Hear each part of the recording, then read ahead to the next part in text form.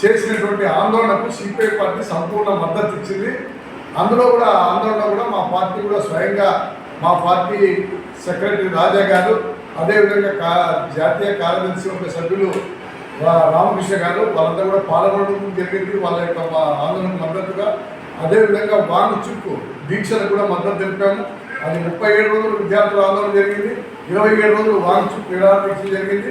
వాటన్నిటికీ కూడా మద్దతు తెలిపాము. మళ్ళీ ఇప్పుడు కూడా ₹1 కోటి ఆ ఆత్మహత్య చేసుకున్న కుటుంబాలు 21 మందికి ఇవ్వాలని చెప్పాలని సిపిఐ పార్టీ డిమాండ్ చేస్తూ ఉంది. దాంతోపాటు విద్యార్థులపై పెట్టినటువంటి అక్రమ కేసులన్నీ కూడా రద్దు చేయాలని చెప్పి సిపిఐ పార్టీ డిమాండ్ చేస్తూ నరేంద్ర మోడీ కూడా ఈ 36 రోజులు జరిగినటువంటి ప్రభుత్వ దమనకాండని ఉద్దేశించి జాతి ప్రజలకు, భారతదేశ ప్రజలకు క్షమాపణ చెప్పాలి, విద్యార్థులకు కూడా క్షమాపణ చెప్పాలి. 21 మంది ఆత్మహత్యలకు బాధ్యులైనటువంటి కేంద్ర ప్రభుత్వము నరేంద్ర మోడీ బాధ్యత వహించి క్షమాపణ చెప్పాలని కూడా మొన్న 27వ తారీఖు ఈ యొక్క ఆందోళన కలెక్టరేట్ దగ్గర అన్ని చోట్ల చేశాము. మరలా 1వ తారీఖు కూడా సెప్టెంబర్ 1వ తారీఖు కూడా ఢిల్లీలో ఈ అంశాలను లేవనెత్తుతాము. కాక్రోచ్ జనతా పార్టీ చేసినటువంటి ఆందోళన చాలా న్యాయసమ్మతమైంది. అది ప్రజలలో వచ్చినటువంటి ఆగ్రహానికి నిదర్శనమే కాక్రోచ్ జనతా పార్టీ ఇచ్చిన పిలుపు. అందుకోసమే దాన్ని మేము సమర్థిస్తూ ఉన్నాము. భవిష్యత్తులో కూడా ఆ విద్యార్థులు, యువత చేసేటువంటి ఆందోళనకు ఆ పార్టీ సంపూర్ణ మద్దతు ఇస్తూ ఉంది. అదేవిధంగా కాంగ్రెస్ పార్టీ నాయకుడు రాహుల్ గాంధీ కూడా ప్రధానమంత్రి ఇంటి ముందు దీక్ష చేసిందని కూడా మేము సమర్థిస్తూ ఉన్నాము. కాబట్టి ఈ విధంగా ఇండియా కూటమిలో నాయకుడైనటువంటి మన రాహుల్ గాంధీ కూడా చేసినటువంటి మంచి ఆందోళన కూడా మేము అభినందిస్తూ ఉన్నాము.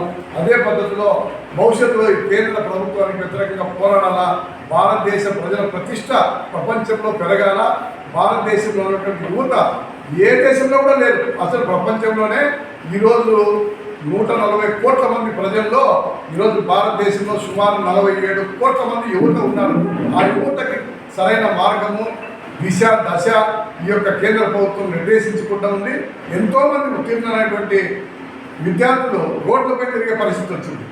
ఎందుకంటే ఉద్యోగ అవకాశాలు లేక. మరి నరేంద్ర మోడీ అధికారంలోకి వచ్చే ముందు 2014 2 కోట్ల ఉద్యోగాలు ప్రతి సంవత్సరం ఇస్తామని చెప్పినాడు. ఏమాత్రం రాలేదు. అందుకోసమే ఇప్పుడు పెద్ద ఎత్తున నిరసన జ్వాలలు ఢిల్లీలో జరుగుతూ ఉన్నాయి, భారతదేశ వ్యాప్తంగా జరుగుతూ ఉన్నాయి. రానున్న రోజుల్లో ఈ యొక్క బీజేపీ ప్రభుత్వానికి సమరగీతం పాడేటువంటి రోజులు దగ్గర పడ్డాయి. దాంతోపాటు రాష్ట్రంలో ఉన్న తెలుగుదేశం పార్టీ కూడా జాగ్రత్త పడాలి. ఎందుకు జాగ్రత్త పడాలంటే ఈరోజు జూనియర్ ఎన్టీఆర్నో ఇంకోర్నో తెలుగుదేశం పార్టీకి పోటీగా పెట్టి మళ్ళా తెలుగుదేశం పార్టీలో కూడా చిలికిలు తీసుకొచ్చి తెలుగుదేశం పార్టీని ఉక్కు పాదంతో తొక్కేదానికి బీజేపీ కూడా ప్రయత్నిస్తూ ఉంది. అదే మహారాష్ట్రలో జరిగింది, అదే బెంగాల్లో జరిగింది, అదే బీహార్లో జరిగింది. కాబట్టి అదే గతి ఇక్కడ తెలుగుదేశానికి కూడా పడుతుంది. కాబట్టి తెలుగుదేశం పార్టీ హుషారు పడాలా, జాగ్రత్త పడాలా. మీరు బీజేపీతో స్నేహం చేశారంటే మీరు కూడా బీజేపీతో పాటే మీకు కూడా సమరగీతం ప్రజలు పాడతారు. కాబట్టి ఎన్టీఆర్ ఆశయాల్ని మీరు అమలు జరపండి. ఆర్ఎస్ఎస్ ఆశయాల్ని కాదు, బీజేపీ ఆదర్శాలు కాదు. మీరు ఈరోజు చంద్రబాబు నాయుడు కానీ, పవన్ కళ్యాణ్ కానీ అచ్చం మేమే బీజేపీ కన్నా మనోధర్మాన్ని నిర్వర్తించే వాళ్ళము, మేమే అందరికన్నా మతోన్మాదులము, మేమే హిందూ మతాన్ని పరిరక్షించే వాళ్ళము అని చెప్పే పద్ధతిలో ప్రచారం నిర్వహిస్తూ ఉన్నారు. కాబట్టి మీకు కూడా రాజకీయ సమాధి కడుతుంది బీజేపీ.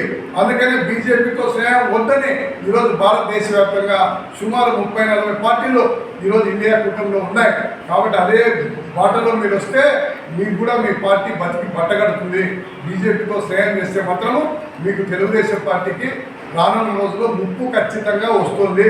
ఎవరైతే స్నేహం చేస్తారో వాళ్ళు ముంచేదే బీజేపీ పని, ఆర్ఎస్ఎస్ పని. కాబట్టి తెలుగుదేశానికి, జనసేనకు కూడా ఆ గ్రహణం పట్టుకోకుండా, బీజేపీ గ్రహణం పట్టుకోకుండా అంటే ఫస్ట్ మీరు దాన్ని స్వస్తి పలకాలని చెప్పి డిమాండ్ చేస్తూ ఉంటారు.